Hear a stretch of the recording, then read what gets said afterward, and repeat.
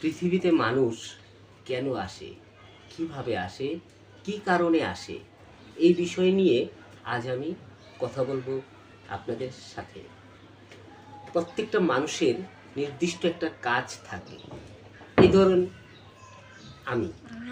আমার নির্দিষ্ট কাজটা কি, এটা যদি আমি জানতে চাই তাহলে জানতে হবে আমি কোন কাজের জন্য উপযুক্ত আর কোন কাজের জন্য উপযুক্ত না।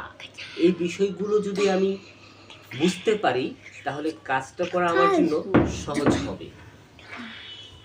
আমি কি কাজের জন্য এসেছি এটা নিশ্চয়ই আমাকে কেউ বলে দিবে না। আর যারা আমাকে পৃথিবীতে এনেছে, যাদের মাধ্যমে এসেছি, তারাও কিন্তু বলতে পারবে না। একমাত্র যিনি আমাকে সৃষ্টি করেছেন অর্থাৎ সৃষ্টিকর্তা, তিনি বলতে পারেন, কিন্তু তিনিও কিন্তু বলে দিবেন না, কিন্তু তিনি পথ দেখিয়ে দিবেন।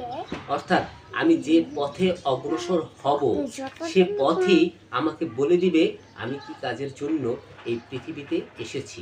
আর সেই কাজটা যদি আমি সঠিকভাবে করতে পারি তাহলেই এই পৃথিবীতে যত মানুষ আছে তারা আমাকে মনে রাখবে এবং স্মরণীয় করে রাখবে। আপনারা কি চান না আপনি পৃথিবীতে স্মরণীয় হয়ে থাকেন এবং যে কাজের জন্য আপনাকে পাঠানো হয়েছে পৃথিবীতে সেই কাজটা সঠিকভাবে এবং ভালোভাবে করতে পারেন? আশা করি আপনারা আমার কথা বুঝতে পারছেন।